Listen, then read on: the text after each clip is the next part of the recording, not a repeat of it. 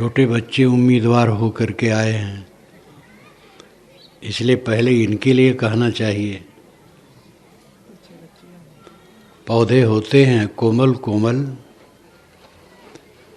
अगर वे टेढ़े टेढ़े चलने लगें और वैसे चलते रहें तो पक जाने पर फिर सीधा नहीं हो पाएंगे। एक पेड़ टेढ़ा होके चला और वो तगड़ा हो गया तो सीधा नहीं होगा। और अगर कोमल पौधे टेढ़े हुए और उसके साथ में एक सीधा बांस गाड़ दिया गया और उसी में बांध दिया गया तो पौधा सीधा हो जाता है। बच्चों में अगर खराब आदत पड़ी और वो आदत वैसे बनी रह गई तो जीवन में निकलना मुश्किल हो जाता है। लेकिन अगर जल्दी से उसका सुधार कर दिया गया तो शुद्ध हो जाएगा। अच्छी संगत करके, अच्छी विचार लेकर अपने खराब संस्कारों को मिटाया जा सकता है। जैसे कोमल जमीन में मुहर मारी जाए तो छाप पड़ती है, तैसे बच्चों के मन में नई बातों की छाप पड़ती है। इसलिए खराब बातें कभी मन में न सोचना, नहीं तो उसी की छाप पड़ जाएगी। बच्चे कोमल होते हैं, सरल होते हैं, पवित्र होते हैं, उनमें दोष नहीं होता है। दोष आता है परिवार और समाज के गलत लोगों की संगत से। देखो बच्चों, कभी किसी चीज़ की चोरी नहीं करना। किसी की कलम चुरा लिए, किसी की किताब चुरा लिए, ऐसा कभी नहीं करना। और झूठ नहीं बोलना, माता पिता का आदर करना और माता पिता को परेशान नहीं करना, इतना पैसा दो उतना पैसा दो। फीस माता पिता देंगे, खर्च देंगे, तुम्हारे जेब खर्च के लिए अगर कुछ दे दें तो उसको बचा के रखो, ज़्यादा खर्च न करो, बचाने की आदत बनाओ। माता पिता तुम्हारे देवी देवता हैं और पहले गुरु हैं, इसलिए माता पिता का आदर करो और उनके कानून के अनुसार चलो और खूब मन लगा करके पढ़ो। पढ़ाई का समय इसमें खूब मन लगाओ, पढ़ो।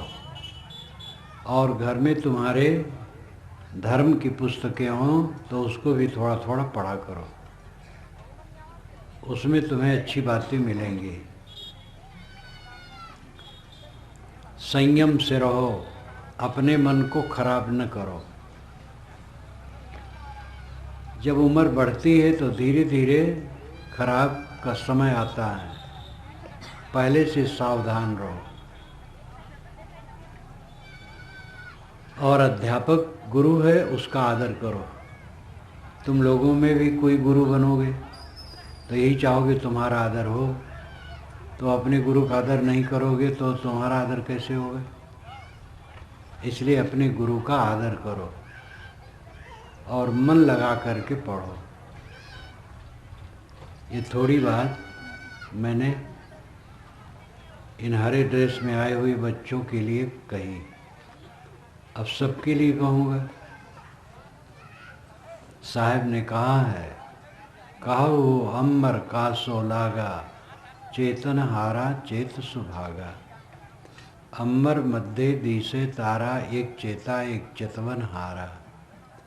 जो खोजो सुवहमा नाही, सो तो आही अमर पद माही। काहीं कबीर पद बूझे सोई, मुख हृदया जाके एक होई। अमर, अमर, आत्मा अमर है। अमर अंबर का भी अपभ्रंश होता है। कहो अंबर कासो लागा, अय अमरात्मा तो किससे लगा है? आप सब अमर आत्मा हैं, ब्रह्म है, राम है, भगवान है, परमात्मा है, बहुत बड़े हैं। अपने को देह मत मानो, आत्मा समझो, शुद्ध चेतन आत्मा, जीव, जिसे सादे शब्दों में कहा जाता है जीव। ये जीव ही शिव है, यही परमात्मा है। सबके अंदर में परमात्मा बैठा है।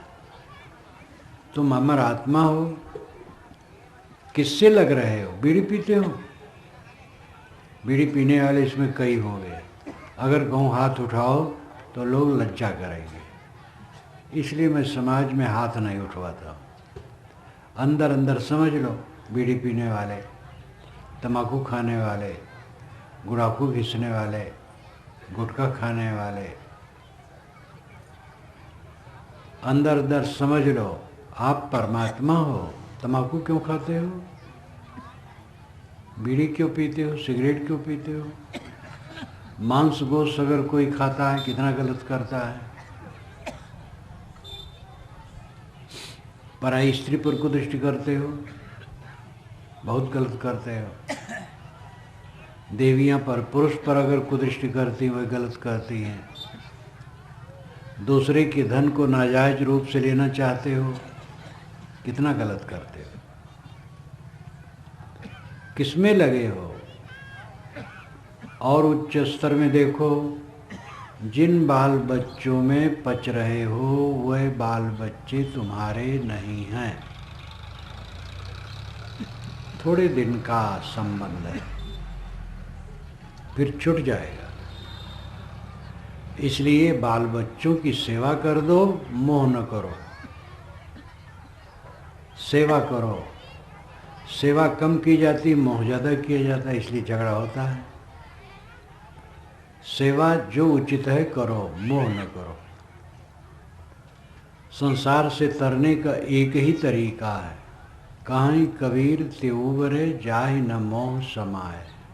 एक छोटा वाक्य है, ये अपने दिल में लिख लो और बाहर भी लिख लो। अपने कमरे में, मेज पर, दरवाजे पर लिख लो, काहीं कबीर ते उबरे जाहि न मोह समाए।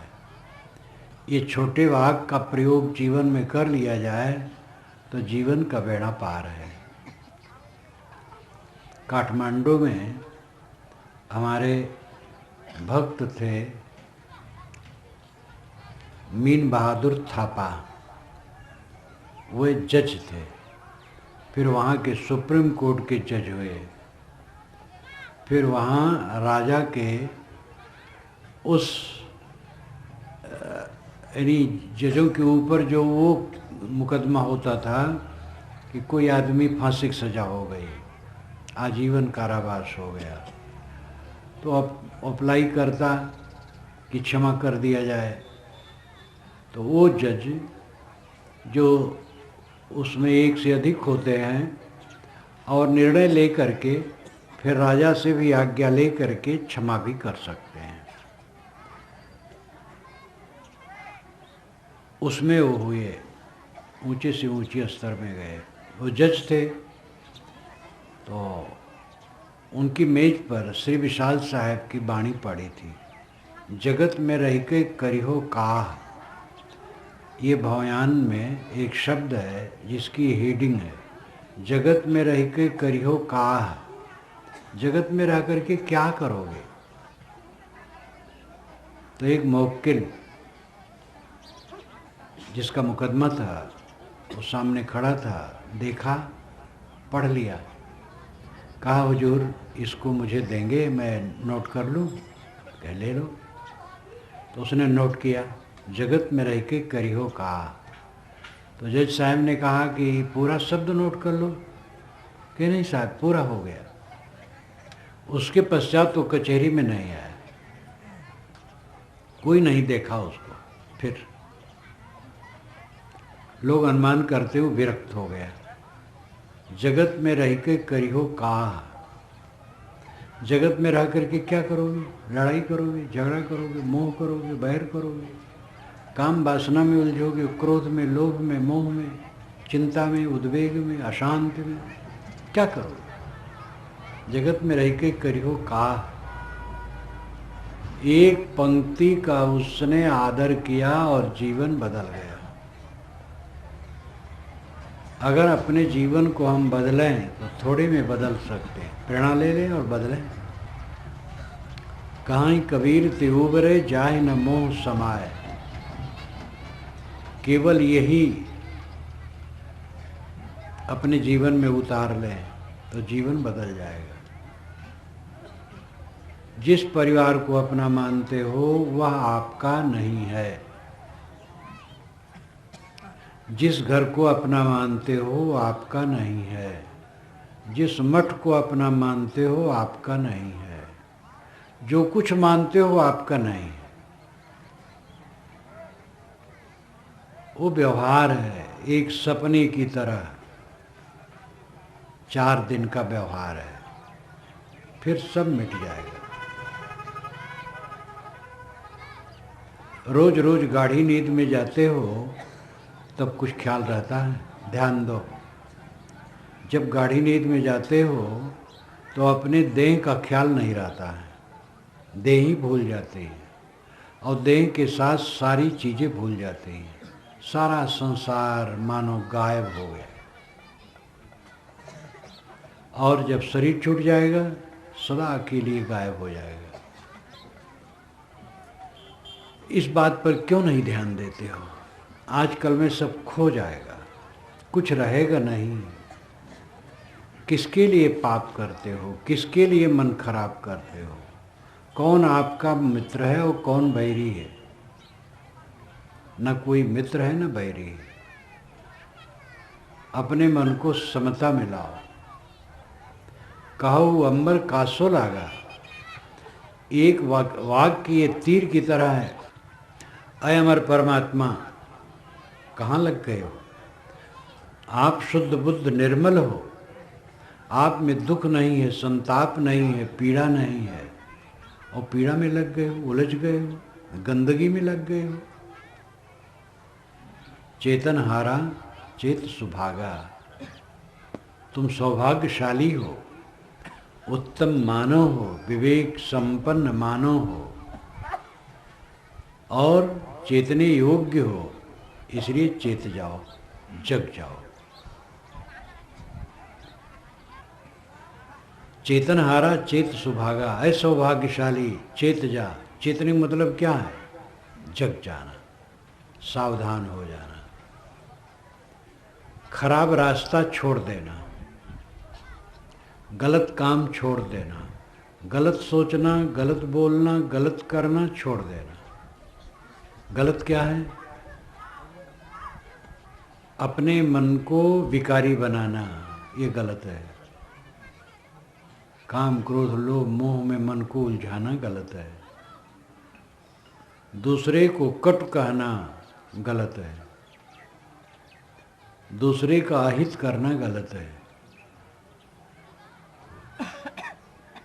चेत जाओ। अंबर मध्य दिसे तारा, एक चेता एक चतवन हारा। अंबर, अंबर आकाश, आकाश के बीच में तारे दिखते हैं, वहाँ कोई देवी देवता भगवान नहीं। परमात्मा अंदर में है। पलटू साहब ने कहा है कि घट में है जगन्नाथ, पूरब खोजन जाते। जगन्नाथ धाम पूरब है और वहाँ जाते हैं उड़ीसा के छोर में समुद्र के किनारे, और वहाँ पत्थर की पिंडी पाते, जगन्नाथ नहीं मिलता। वो घट ही में जगन्नाथ है। अपने घट के अंदर में जगन्नाथ को देखो। घट घट में वो ब्रह्म, वो जगन्नाथ, वो परमात्मा बैठा है। आपके शरीर में 2 परमात्मा हैं। एक आत्मा एक परमात्मा, दो नहीं, एक ही है। उसी को आत्मा कहते हैं, उसी को परमात्मा कहते हैं। आत्मा क्षेत्रज्ञयुक्तः संयुक्तः प्राकृतैर्गुणैः तैरेव तु विनिर्मुक्तः परमात्मेत उदाहृतः। ये बहुत बढ़िया श्लोक है महाभारत का। आत्मा क्षेत्रज्ञ इति उक्तः, आत्मा क्षेत्रज्ञ है, क्षेत्र को खेत को जानता है। शरीर खेत है, हिंदी में खेत, संस्कृत में क्षेत्र। तो ये शरीर क्षेत्र है, खेत है, और इसका ज्ञाता है ये जीवात्मा। आत्मा क्षेत्रज्ञ इति उक्तः, आत्मा क्षेत्रज्ञ है ऐसा कहा जाता है। क्यों? प्राकृत संयुक्तैर गुणैः, प्रकृति के गुणों से वो जुड़ा है, विषयों से जुड़ा है, विषयों में मोह करके देह में बंधा है, इसलिए ये क्षेत्रज्ञ कहलाता आत्मा। तैरेव तु विनिर्मुक्तः, उससे जब विनिर्मुक्त हो जाता है, पांचों विषयों से जब छूट जाता है, परमात्मेति उदाहृतः, परमात्मा इति उदाहृतः, परमात्मा ऐसा कहा जाता है। सरल अर्थ हुआ, विषयों में फंसा हुआ ये देह में बंधा आत्मा है, और जब देहाशक्ति छूट गई तब ये परमात्मा है। अब इस बात में और आपके पारक सिद्धांत में कोई फर्क नहीं। पारक सिद्धांत यही कहता है जीव भटका है, जब पारक हो गया तो भटकना बंद हो गया। पूर्ण साहेब ने जीवमुख, मायामुख, गुरुमुख, ब्रह्ममुख, चार मुख की वाणी बीजक में मानी। तो जीव तो अपना सिद्धांत है, लेकिन जीव मुख की बात नहीं मानी, क्योंकि जीव साधारण भटका हुआ है। जब पारक हो गया तब मानता। तो गुरुमुख वाणी मानी जाती, गुरुमुख पारक वाणी है। जीव जब पारक हो गया तब प्रामाणिक हो गया, और उसमें कहा जाता आत्मा जब परमात्मा हो गया प्रामाणिक हो गया। भाषा है, लेकिन तत्व का फेर नहीं है। शब्द जितने होते हैं असमर्थ होते हैं सत्य को बताने में, लेकिन शब्द का ही प्रयोग करके सत्य को समझाया जाता है, और कोई चारा नहीं। इसीलिए गूंगे केरी सरकरा साहब ने कहा है, कहाँ कबीर गूंगे गुड़ खाया पूछे सो क्या कहिया। गूंगा गुड़ खाया तो पूछने से क्या बताएगा। आत्मानुभव की बात बताई नहीं जा सकती है, शब्दों में केवल संकेत किया जा सकता है। जो आत्मलीन है उसका सुख कैसे है, आत्मलीनता का सुख कैसे है, तो कैसे कोई बताए। यही कहेगा कोई दुख नहीं है, परम शांति है। मान लो आपके सामने कोई रसगुल्ला रखा और रसगुल्ला खा रहे हैं, कोई पूछा इसकी मिठास कैसे है, तो आप कहेंगे बहुत बढ़िया, बहुत मीठी, यही तो कहेंगे। अब जो सुनेगा उसके जीभ में उसका रस तो नहीं लगेगा। कोई ऐसा चारा नहीं है कि जो खाने वाला है अपने जीभ का रस उसकी जीभ में पहुंचा दे, शब्द से कहेगा बड़ा अच्छा है। ऐसे जो आत्मा में लीन है उससे पूछो तो यही कहेगा निर्भय सुख है, परम शांति है, लेकिन सुनने वाला इसका अनुभव नहीं कर पाएगा। शब्दों से अनुभव कराया नहीं जा सकता, वो तो स्वयं आचरण करने से होता है। इसीलिए साहिब की एक साखी है, कहाँ सुनी की है नहीं, देखा देखी बात, दुल्हा दुल्हन मिल गए फीकी परी बारात। साहब बहुत सामान्य उदाहरण दे करके बातों को समझाते हैं। जो कल्याण की दशा है, निर्वाण, मोक्ष, परमानंद, परम सुख, पारक स्थित, स्वरूप स्थित, वो कहा सुनी की नहीं है। कह करके सुन करके अनुभव नहीं होगा, तो कहते सुनते क्यों हैं?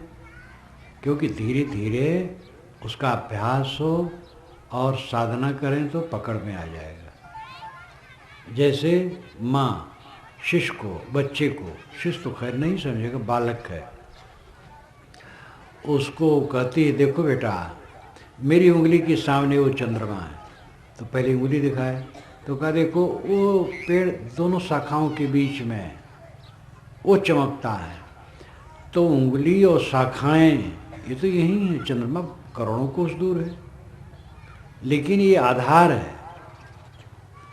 तो ऐसे शब्दों का आधार लेकर के संत बताते हैं और उससे परोक्ष रूप में समझ बनती है।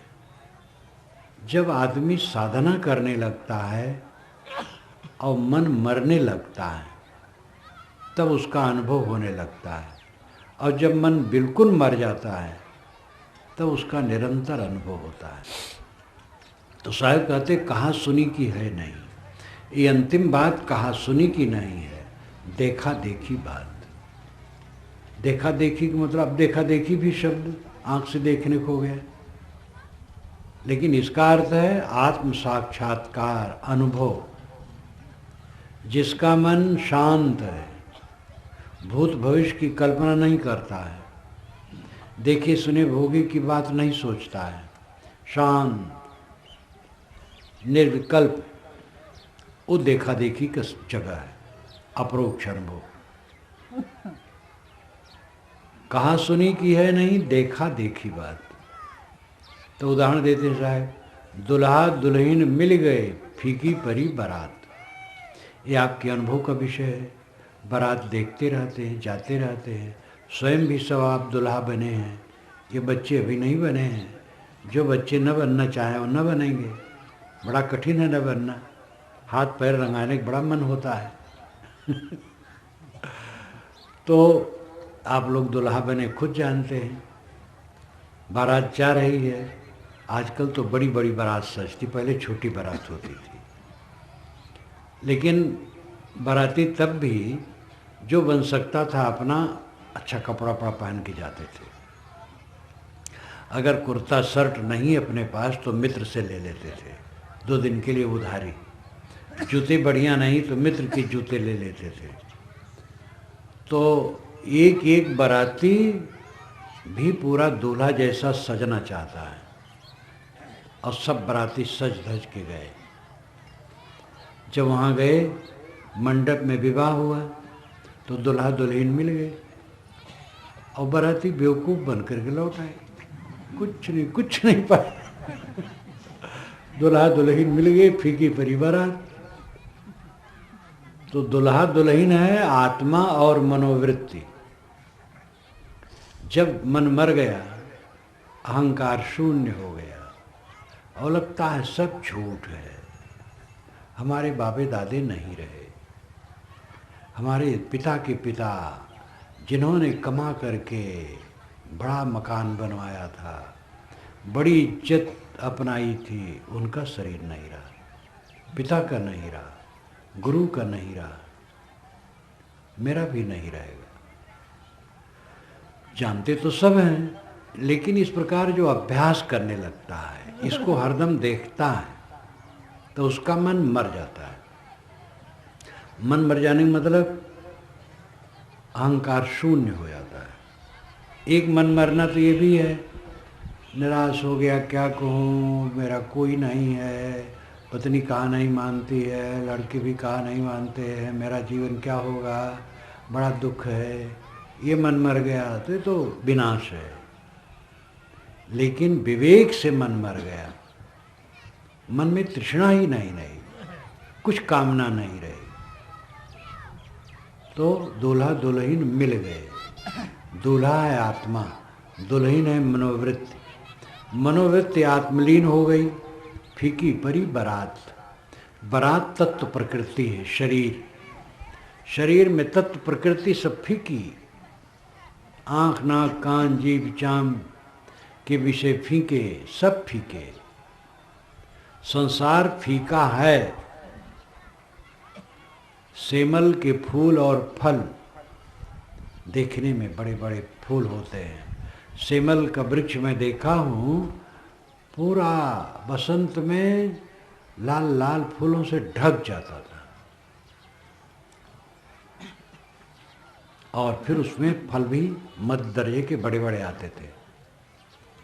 लेकिन जब वो पकते और चिटकते तो उसमें रुई निकलती सूखी, कोई रस नहीं।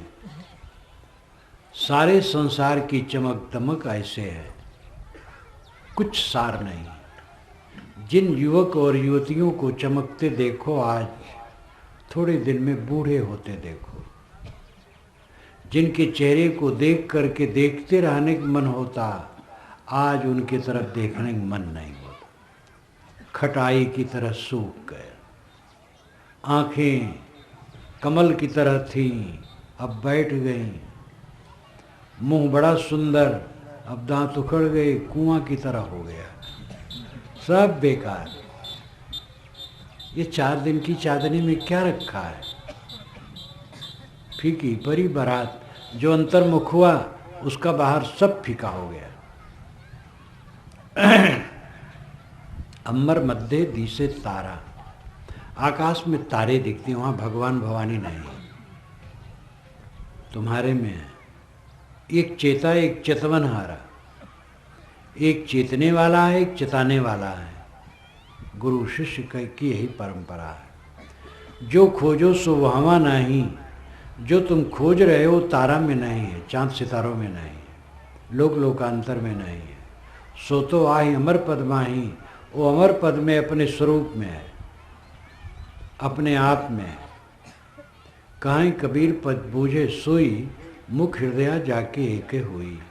इस मोक्ष पद को वो समझेगा जिसके मुख और हृदय में एक बात होगी, सत्य। और मुख कछु और हृदय कछुआना, सपने हुकाऊ मोह नहीं जाना। जिसके मन में कुछ है और मुख में कुछ है, वो स्वप्न में भी आत्मा को नहीं समझ सकता है। अपने आत्मा को पहचानो, अपने आप को पहचानो। आप स्त्री पुरुष नहीं हो, बालक वृद्ध नहीं हो, ब्राह्मण शूद्र नहीं हो, काले गोरे नहीं हो। आप शुद्ध चेतन आत्मा हो, ब्रह्म हो, परमात्मा हो, राम रूप हो। क्यों दुखी हो ये दुनिया की बातों को लेकर के? बेकार की बात। अभी एक सज्जन का फ़ोन आया, उनका कई वर्षों से रिटायरमेंट है और 70 से ऊपर होंगे, चल रहे होंगे। बड़े मज़ेदार आदमी हैं, हमें फ़ोन करते रहते हैं। कहो भाई कैसे फ़ोन किए? कहे साहब बस जब दुख आता है आपकी याद करता हूँ, तो कभी तो यादें करके रह लेता हूँ, लेकिन कभी मन होता बात कर लूँ। हमके क्या दुख है? कहे बस घर का खटपट। हमके क्या खटपट? कहे 2 बहुएँ हैं, वो खटपटाती हैं। हमके लड़के? कहे नहीं, लड़के नहीं खटपटाते हैं। तो हम कहे आप उनको पुत्री के समान मान के समझाओ। कहे मैं तो पुत्री की तरह मानता हूँ और वही भी मुझे मानती है, लेकिन आपस में लड़ती है। तो कहे मैंने कहा आपकी पत्नी समझा दे। कहे साहब पत्नी पुराने ज़माने की और आज की वो दोनों ग्रेजुएट हैं तो उनको कैसे समझाए? अहंकार बढ़ा चढ़ा है। ये पढ़ाई लिखाई भी, धमतरी के एक प्रोफेसर थे, तो उन्होंने व्यंग में एक कहानी लिखी थी। तो हर बात में वो कहे महिला, मैं इंटर पास हूँ, 10th पास हूँ, मैं मैट्रिक पास हूँ। तो अहंकार करे मैं मैट्रिक पास हूँ। तो ये कहानी 50 वर्ष पहले लिखी गई थी। आज तो मैट्रिक का कुछ महत्व रही। और निर्मल साहब कहते थे भिलाई के, कहें मैं ट्रिक पास हूँ मजाकी बहुत थे। प्रवचन करते करते कहें लोग कहते हैं मैं ट्रिक पास हूँ। ट्रिक नामजाद साजी। तो पढ़ पढ़ करके अहंकार बढ़ गया। तो मैंने कहा तो क्यों परेशानी साहब, ये तो ऐसे होते रहता। लोग कहते हैं अरे भाई तुम तो साहब के साथ चले जाओगे। तो साहब मुझे रखते ही नहीं है तो मैं क्या चला जाऊं? मैंने कहा तुम्हें घर में रहना है। कहे ठीक साहब आप जैसे कहेंगे वैसे करूँगा अब जैसे वो चाहते वैसे मैं कह देता हूँ। कई सूरवीर हमसे कहे पढ़े लिखे रहो, कहे साहब आपकी आज्ञा हो तो अभी से मैं घर न जाऊँ। हम कहे बेकार की बात न करो, ऐसा कहीं होता है? मैं कह दूँ तो फिर पीछे कहोगे अच्छा साहब रह नहीं पाऊँगा। हुआ भी ऐसे, एक ने कई बार कहा साहब आप कहें तो मैं बस घर छोड़ दूँगा। तो एक बार मैंने ऐसे ही मजाक पे कहा अच्छा ठीक है तो कब छोड़ोगे? तो सब पका गए। तो कुछ दिन के बाद कहे साहब न छोड़ पाऊँगा। हम कहे तो तुम्हारी इज्जत मैंने रखी। तो ये कोई वैराग साहब आपकी आज्ञा हो तो मैं घर छोड़ दूँ, किसी को मैं आज्ञा देता हूँ? मुझे भी मेरे गुरुजी ने आज्ञा नहीं दी थी घर छोड़ने के लिए। ये तो स्वयं की बात होती है। घर छोड़ो मत, घर में रहो। देखो हम भी घर में रहते हैं, ये घर ही तो है। शरीर का मोह छोड़ना है शरीर में रहते रहते, तो घर का मोह घर में रहते रहते छोड़ना है। जहाँ जो है रहें, मोह छोड़ें। मोह छोड़ करके सबकी सेवा करें, प्रेम से रहें और शांति से जीवन व्यतीत करें। मैं अपनी वाणी को विराम देता हूँ। सद्गुरुदेव की जय।